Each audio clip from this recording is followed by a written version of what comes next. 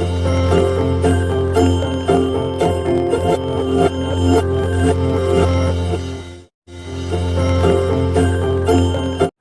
पुराण शिव तत्व के ज्ञान के सागर हैं, मोक्ष रूपी फल देने वाले हैं, विद्या के संपूर्ण स्थान है। पुराणों की महिमा है। पुराणों की संख्या और उनकी उत्पत्ति का विवरण कहते हैं। 6 वेदांग हैं। व्याकरण को वेद का मुख कहा गया है, ज्योतिष को नेत्र कहा गया है, और शिक्षा को घ्राण नासिका कहा गया है। छंदा पादौ तो वेदस्य, छंद को पाद कहा गया है। हस्तौ कल्पोथ पठ्यते। ये 6 अंग हैं। 4 वेद हैं, ऋग यजुः साम अथर्वाख्या। ऋग्वेद, यजुर्वेद, सामवेद और अथर्ववेद। 4 इनके उपवेद हैं। ऋग्वेद का उपवेद क्या है? स्थापत्य वेद। यजुर्वेद का उपवेद है धनुर्वेद, और सामवेद का उपवेद है गांधर्व वेद, और अथर्ववेद का उपवेद है आयुर्वेद। 4 वेद, 4 उपवेद हैं।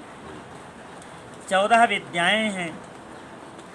मीमांसा, न्याय शास्त्र, पुराण, धर्मशास्त्र, ये सब मिला के 18 विद्याएं हैं। इन 18 विद्याओं के मार्ग एक दूसरे से भिन्न हैं, लेकिन पुराणों में सबको एक रस कर दिया गया है। यह पुराणों की विशेषता है। इन सब के निर्माता और कोई नहीं, भगवान सदाशिव हैं, ऐसा स्तुति का कथन है। ऐसे भगवान शिव को जब सृष्टि की इच्छा हुई, संसार को बनाने की इच्छा हुई, तब उन्होंने सबसे पहले अपने सनातन पुत्र ब्रह्मा जी को उत्पन्न किया। और प्रथम पुत्र विष्णु ने ब्रह्मा जी को शिव ने जगत की सृष्टि का ज्ञान प्रदान करने के लिए 18 विद्याएं ब्रह्मा जी को प्रदान की। उसके बाद भगवान श्री हरि को नियुक्त किया ब्रह्मा की रक्षा के लिए और ब्रह्मा की बनाई हुई सृष्टि की रक्षा के लिए, दोनों की रक्षा की। भगवान विष्णु ब्रह्मा जी के भी पालक हैं। ब्रह्मा जी विद्या प्राप्त करके जब सृष्टि के कार्य में लग गए, तो सबसे पहले उन्होंने पुराणों का स्मरण किया और उनको प्रकाश में लाए हैं। पुराणों के प्रकट होने के बाद चारों मुखों से चारों वेद प्रकट हुए। पुराण का एक अर्थ होता है पुराना, प्राचीन, तो माने वेदों से भी पुराने पुराण हैं। बहुत लोग पुराणों का अस्तित्व ही नहीं मानते, वो कहते हैं वेद को ही हम मानते हैं। पुराण वेदों से ही प्राचीन हैं। उनके चारों मुखों से वेदों का प्रादुर्भाव हुआ और फिर संपूर्ण शास्त्रों की प्रवृत्ति हुई। द्वापर में भगवान हरि ही पराशर मुनि के यहाँ सत्यवती के गर्भ से प्रकट हुए हैं। जैसे अरणी के मंथन से अग्नि प्रकट होती है, ऐसे ही सत्यवती नंदन श्री कृष्ण द्वैपायन वेद व्यास जी प्रकट हुए। बोलो वेद व्यास भगवान की जय हो। उन्होंने देखिए, व्यास जो विस्तार करे वही व्यास नहीं होता है, समासव व्यास जो होता है, यथा समय जो संक्षेप भी कर दे वो भी व्यास के अंतर्गत आता है। व्यास में दोनों गुण होते हैं, जब चाहे तो उसको संक्षिप्त कर दे, जब चाहे तो विस्तार कर दे। तो कहते हैं कि भगवान वेद व्यास ने वेदों को संक्षिप्त करके 4 विभागों में बांटा। वैसे तो बहुत विस्तार था, और वेदों का व्यास किया, इसलिए वेद व्यास कह रहे। पहले तो संक्षिप्त करके उन्होंने श्लोकों को 4 लाख कर दिया। 18 पुराणों को मिला करके 4 लाख श्लोक हैं, जबकि देवलोक में जो पुराण हैं उनकी श्लोकों की संख्या 1 करोड़ है। जो द्विजच्छा अंगों सहित उपनिषदों सहित चारों वेदों को जानता है, लेकिन पुराणों को नहीं जानता है, वह श्रेष्ठ विद्वान कभी नहीं हो सकता। इतिहास और पुराणों से वेद की व्याख्या करे। जिनका ज्ञान बहुत ही कम है, जो पौराणिक ज्ञान से शून्य है, ऐसे पुरुष से वेद यह सोच के डरता है अरे कि मुझ पर प्रहार न कर बैठे, अरे क्योंकि इसको ज्ञान तो है नहीं। अरे जब पुराणों के ज्ञान से युक्त होकर कोई वेद का अध्ययन करता है, वेद की व्याख्या करता है, अरे तो सही सही वेदों का निरूपण कर सकता है। अरे पुराणों के लक्षण हैं सर्ग, प्रतिसर्ग, वंश, मनवंतर, वंशांतरित, ये 5 लक्षण हैं। अरे किसी भी पुराण में सृष्टि का वर्णन होगा, जहाँ सृष्टि का वर्णन नहीं है अरे उसको आप पुराण नहीं कह सकते।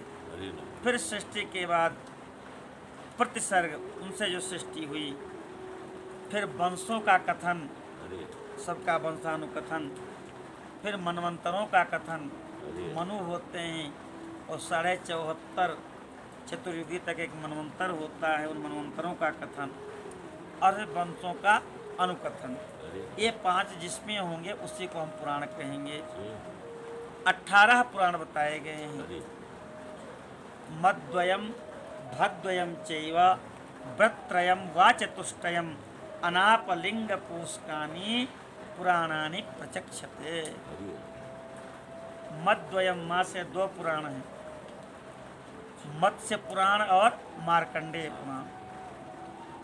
भद्वयम, भा से भी 2 पुराण हैं, भागवत पुराण और भविष्य पुराण। व्रत्रयम, ब्रा से 3 पुराण हैं, ब्रह्म पुराण, ब्रह्म वैवर्त पुराण और ब्रह्मांड पुराण। वा चतुष्टयम, कितने हुए? मद्वयम 2, भद्वयम 2, 4 और व्रत्रयम 4 3 7 हो गए। वा चतुष्टयम, वा से 4 पुराण हैं, वामन पुराण, वाराह पुराण, विष्णु पुराण और वायु पुराण।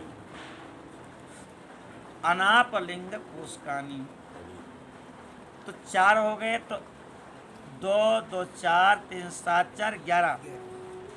और आ से अग्नि पुराण 12, ना से नारद पुराण 13, पा से पद्म पुराण 14, ला से लिंग पुराण 15 और कु से कूर्म पुराण 16, स्का से इंद्रकंद पुराण 17 और गरुड़ पुराण 18।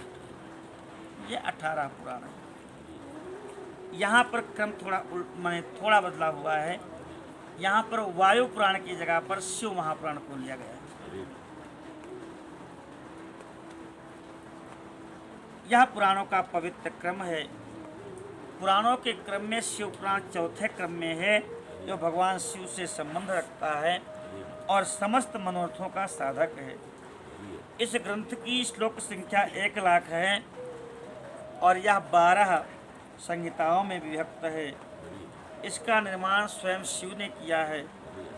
इसमें धर्म प्रतिष्ठित है, लेकिन वेदव्यास जी ने शिव जी के बनाए हुए शिव महापुराण को संक्षिप्त करके जो 1 लाख श्लोक थे उनको 24,000 श्लोक में कर दिया और जो 12 संहिताएं थीं उन संहिताओं को भी 7 संहिताओं में कर दिया है।